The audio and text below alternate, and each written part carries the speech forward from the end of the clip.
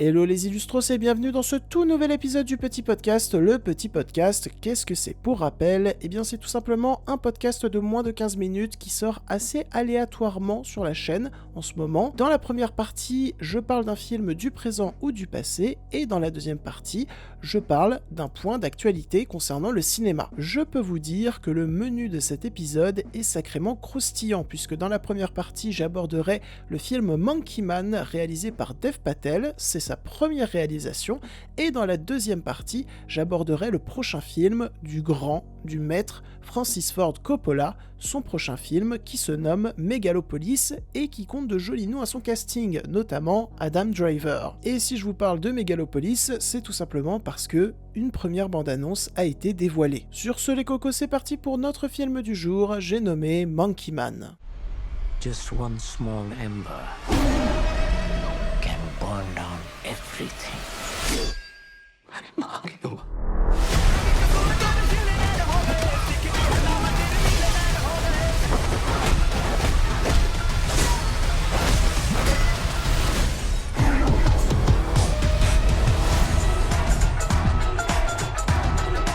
Mais alors, pour ceux ou celles qui ne le savent pas, qu'est-ce que c'est Monkey Man? Eh bien, Monkey Man, c'est un gros film d'action sorti chez nous le 17 avril 2024, et ce film est réalisé, scénarisé, produit et enfin joué par Dev Patel. Ce qu'il faut savoir avant tout, c'est que dans le milieu du cinéma, Dev Patel, c'est surtout un acteur qui a joué dans plus de 19 films, notamment dans le très connu Slumdog Millionnaire de Danny Boyle, ou encore dans le Chappie de Neil Blomkamp, qui est un film que j'apprécie énormément, c'est même probablement mon Neil Blomkamp préféré. Mais Dev Patel, il a également joué dans Lion de Garth Davis, ou encore plus récemment dans The Green Knight de David Lowery. The Green Knight qui est un immense chef-d'œuvre. Voilà, je tiens à le rappeler. Dev Patel a également joué dernièrement dans certains des courts-métrages réalisés par Wes Anderson qui étaient sortis en 2023 sur Netflix. Bref, Dev Patel a quand même une sacrée filmographie. Ce qu'il faut savoir ensuite, c'est que c'est également un petit producteur. Je dis petit producteur parce qu'il n'a pas produit 100 000 trucs comme Spielberg. Non, on est loin de là. Il a produit 4 choses, mais c'est quand même ça. Et puis il est également artiste musical, puisque sur Monkey Man, il a participé à la création de certaines des musiques. Et puis bon, surtout, il a participé à la création entière du long-métrage, car comme je l'ai dit, il est réal, scénariste, producteur, acteur, bref, ce qu'on peut retenir de Dev Patel, même avant d'avoir vu Monkey Man, c'est que c'est un réel passionné du cinéma, mais de tous les corps de métier du cinéma. Donc forcément, quand on voit que le gars il s'y connaît quand même vachement pour ce qui est du fonctionnement du cinéma, quand il annonce qu'il va sortir son premier long-métrage, on est en droit d'être hypé, surtout quand on a pu voir les différents trailers et qu'on se rend compte que le film a l'air ultra ambitieux, ultra impressionnant alors qu'il n'a coûté que seulement 10 millions. Pour vous donner un rapport d'échelle plutôt cohérent, The Fall Guy qui est sorti la semaine dernière et qui lui aussi est un gros film d'action, a coûté 130 millions, voire 150 millions. Et on était encore plus en droit d'être hypé quand on a vu que Jordan Peele, le réalisateur de Get Out, Us, Nope, qui sont des films quand même vraiment appréciés et que personnellement j'aime énormément, on était encore plus en droit d'être hypé quand Jordan Peele a récupéré Monkey Man avec sa boîte de prod, Monkey Paw Production. Et donc, Monkey Man, est-ce que c'est un très bon film d'action ou un film d'action assez mid? Je dis ça parce que le film a beaucoup divisé, mais avant de plonger totalement dans mon argumentaire sur ce long métrage, qu'est-ce qu'il nous raconte? Inspiré de la légende d'Hanuman, l'homme singe, personnage mythique et véritable incarnation de la force et du courage en Inde, le film met en vedette Dev Patel lui-même dans le rôle de Kid, un gamin des rues qui, après l'horrible massacre de son village natal, a grandi orphelin dans les bas-fonds de la ville fictive de Yatana. Il finit par gagner sa vie dans un club qui organise des combats clandestins où, dissimulé derrière un masque de gorille, il se laisse battre au sang par des adversaires pour de l'argent.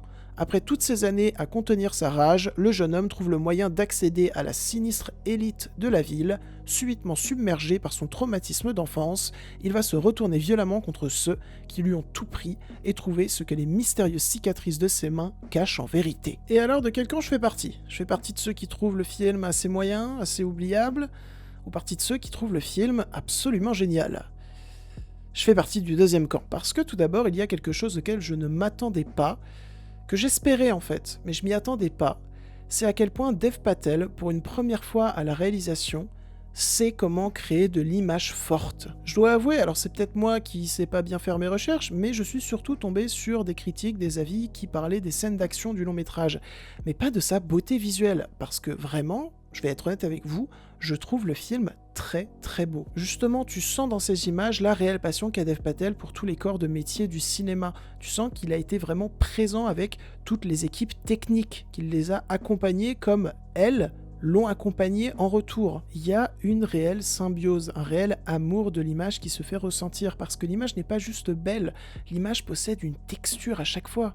T'as l'impression que tous ces décors qui sont merveilleusement bien filmés, tu peux gratouiller sur les murs, c'est assez dingue. Je dis c'est assez dingue parce que la texture au cinéma et surtout au cinéma d'action actuellement, je n'en vois que trop peu. J'ai bien aimé Fall Guy, mais Fall Guy, c'est quand même très très lisse visuellement. Pas moche, mais très lisse. Là, tu crois à cet univers, à cette ville fictive. T'as l'impression que tu te balades dans les décors avec Dev Patel. J'avoue, au-delà de ça, si Dev Patel il passe par là et qu'un jour il veut se balader avec moi, moi je dis pas non, hein. T'as l'air d'être un type charmant, hein. Mais t'es surtout également un super bon réal de film d'action.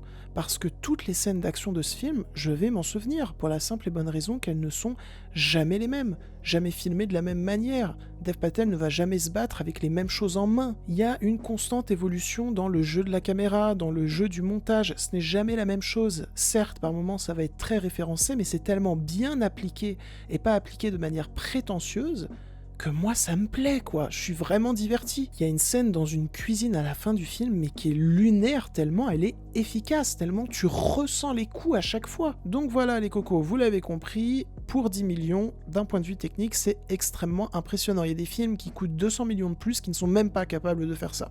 Voilà, c'est dit, je suis énervé contre ces films-là que je ne vais pas citer, sinon le podcast ne va plus être un petit podcast, il va durer 6h30, mais je me rends compte que plus le temps passe, plus je grandis, plus je me cultive sur le cinéma, plus je suis client de films d'action comme Monkey Man ou encore comme le Super Farang dont j'avais déjà parlé sur la chaîne. Mais bon, tout ne peut pas être parfait dans Monkey Man, puisque à partir du moment où le héros tombe dans l'eau puis qu'ensuite il est sauvé, j'avoue que j'ai un petit peu piqué du nez pour la simple et bonne raison que le scénario a des grosses lacunes, surtout à ce moment-là, il traîne beaucoup la patte, il ne fait que répéter des choses que tu sais déjà, et c'est un petit peu énervant, t'as l'impression qu'on te prend un petit peu pour un guignolo. On a compris ce qui est arrivé à ta mère, on a compris que tu veux venger ta mère, d'accord? Il faut que tu arrêtes de nous le rappeler toutes les 2 secondes. Bon, là, on dirait vraiment que je défonce le scénario et qu'il n'y a rien qui va dedans. Non, c'est pas le cas. Je trouve juste que tout ce qui tourne autour de sa maman, c'est très répétitif pour rien, mais le reste, même si c'est pas extrêmement complexe, ça fait le taf. Et en vrai, c'est ce que je demandais.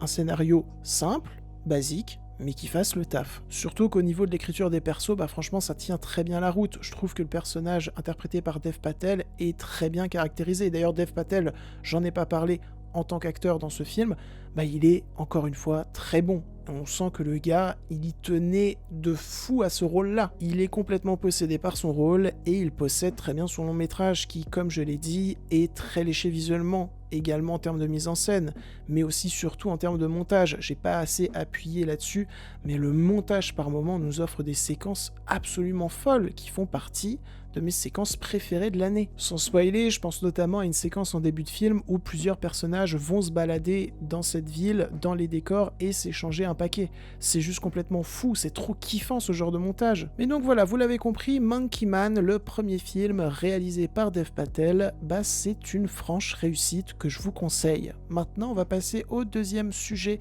de cet épisode, à savoir Megalopolis de Francis Ford Coppola, ou plutôt le premier trailer de Megalopolis de Francis Ford Coppola.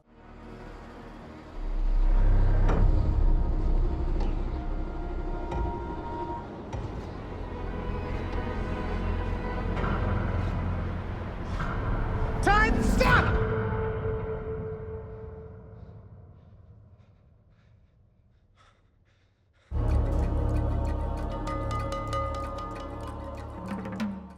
Alors, ce sujet-là, il est particulièrement compliqué pour moi parce que je dois vous l'avouer, je n'ai jamais vu un seul film de Francis Ford Coppola. Ne m'insultez pas, s'il vous plaît. Je n'ai jamais vu un seul film de Francis Ford Coppola pour la simple et bonne raison que, même si je ne doute pas que son cinéma soit absolument gigantesque, extrêmement important pour le cinéma avec un grand C, et que ses films sont un puissant fond d'idées et d'analyses passionnantes, et bah son cinéma ne m'a jamais trop intéressé, jamais trop tenté. C'est comme ça, j'y peux rien, c'est un petit peu comme le genre du western, par exemple. Sur la chaîne, vous m'avez entendu parler que très très rarement du genre western, parce que c'est un genre qui m'a jamais vraiment passionné. Je pense qu'on a tous et toutes un cinéaste ou un genre qui nous rebute un petit peu, mais sans qu'on se dise « Ouah, ça va être absolument catastrophique », non, juste, bah ça nous tente pas quoi. Mais après, j'ai quand même regardé des westerns. Et j'ai quand même des westerns que j'aime énormément. Et de toute manière, je suis très partisan du « c'est pas parce qu'un cinéaste ou un genre te rebute un petit peu que tu dois jamais t'y plonger ».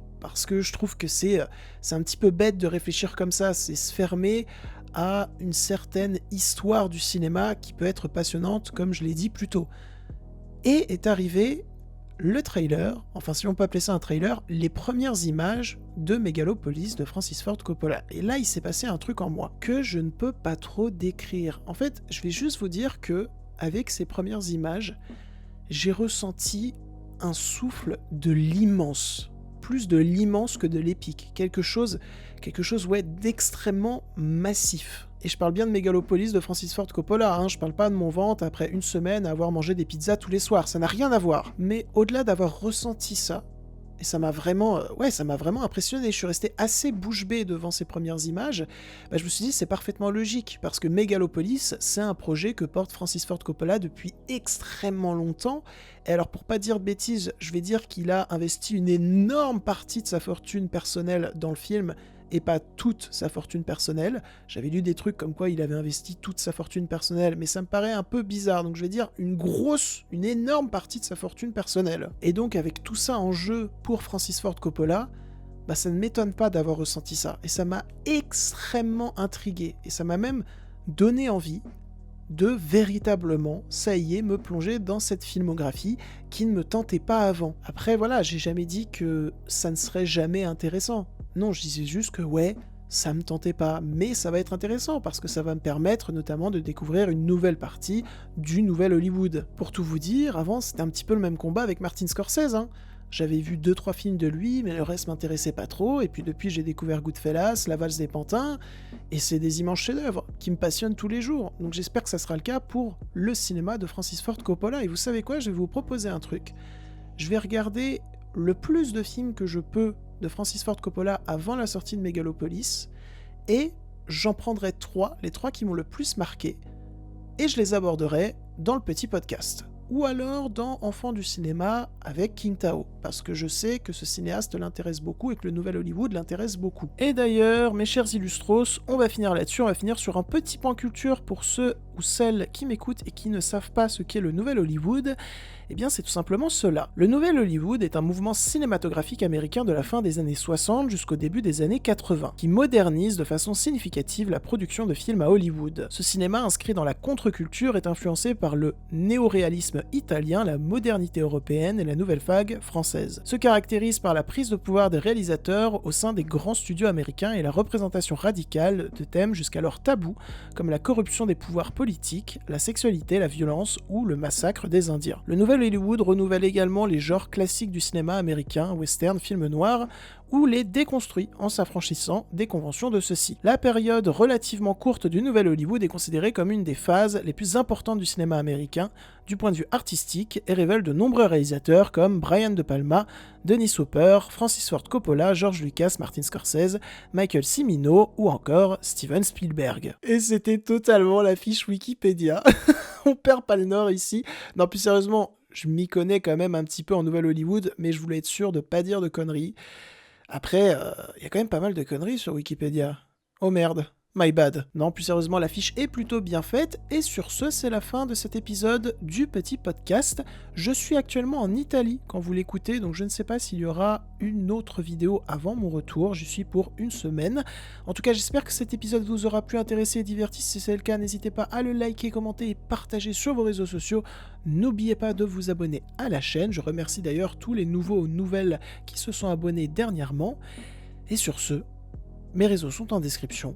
Je m'en vais côtoyer d'autres univers, et je vous dis salut!